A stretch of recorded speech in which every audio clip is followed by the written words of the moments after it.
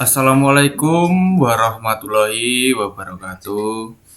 Perkenalkan, saya Obrilia Destra Reksana Risto dengan NIM 225335543 dari kelas Prosus K1 Prosus Teknik Informatika.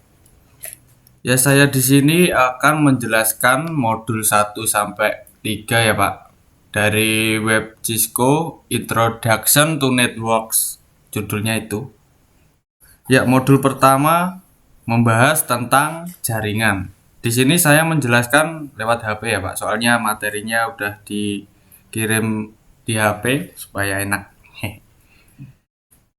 Perangkat jaringan perantara melakukan beberapa atau semua fungsi berikut: meregenerasi dan mengirimkan kembali sinyal komunikasi, memelihara informasi tentang jalur apa yang ada melalui jaringan dan internet work, memberitahu perangkat lain tentang kesalahan dan kegagalan komunikasi, mengarahkan data sepanjang jalur alternatif ketika ada kegagalan tautan, mengklasifikasikan dan mengarahkan pesan berdasarkan prioritas, mengizinkan atau menolak aliran data, dan berdasarkan pengaturan keamanan.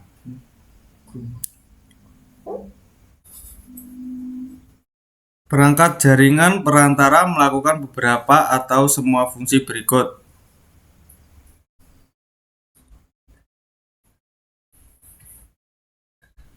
Dan 4 kriteria utama dalam memilih media jaringan adalah: berapa jarak maksimum media tersebut dapat membawa sinyal dengan sukses, bagaimana lingkungan di mana media akan dipasang, berapa jumlah datanya, dan seberapa cepat data tersebut harus dikirimkan. LAN dan WAN. Infrastruktur jaringan sangat bervariasi dalam hal: 1. Ukuran area yang dicangkup, 2. Jumlah pengguna yang terhubung, 3. Jumlah dan jenis yang tersedia, 4. Area tanggung jawab, 5. Dan 2 jenis infrastruktur jaringan yang paling umum adalah local area network dan wide area network. Dan berikut beberapa contoh extranet. Perusahaan yang menyediakan akses ke pemasok dan kontraktor luar.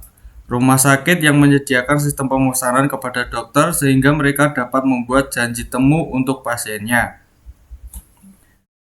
Topologi jaringan dengan PC dan telepon IP yang terhubung ke switch yang terhubung ke router dapat melindungi jaringan dengan keamanan perangkat lunak dan perangkat keras dan mencegah akses fisik ke perangkat jaringan. Setelah itu modul 2.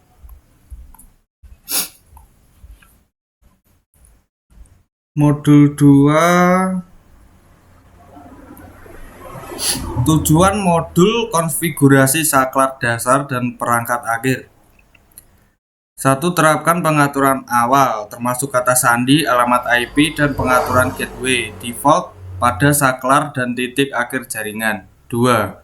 Judul tabel, judul subjek, tujuan subjek Cisco, IOS akses, menjelaskan mengakses perangkat Cisco IOS untuk tujuan konfigurasi. 3. Menavigasi IOS, menjelaskan cara menavigasi untuk mengkonfigurasi perangkat jar. 4. Struktur perintah, menjelaskan struktur perangkat lunak Cisco IOS. 5. Konfigurasi perangkat dasar, mengkonfigurasikan menggunakan CLI. 6. Simpan konfigurasi, gunakan perintah IOS untuk menyimpan konfigurasi saat ini. 7. Port dan alamat, menjelaskan bagaimana perangkat berkomunikasi melalui media jaringan. Ada 3 lingkaran konsentris yang muncul memancar dari layar komputer berlabel antarmuka pengguna. Mereka mewakili hubungan antara berbagai bagian sistem operasi. Lingkaran dalam yang diberi label perangkat keras menunjukkan contoh perangkat keras komputer. Lingkaran tengah diberi label inti dan lingkaran luar diberi label cache. Ya, setelah itu ke modul 3.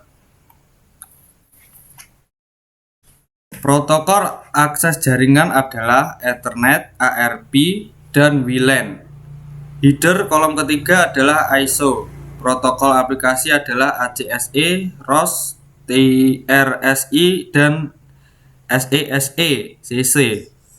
Protokol transport adalah TP0, TP1, TP2, TP3, dan TP4.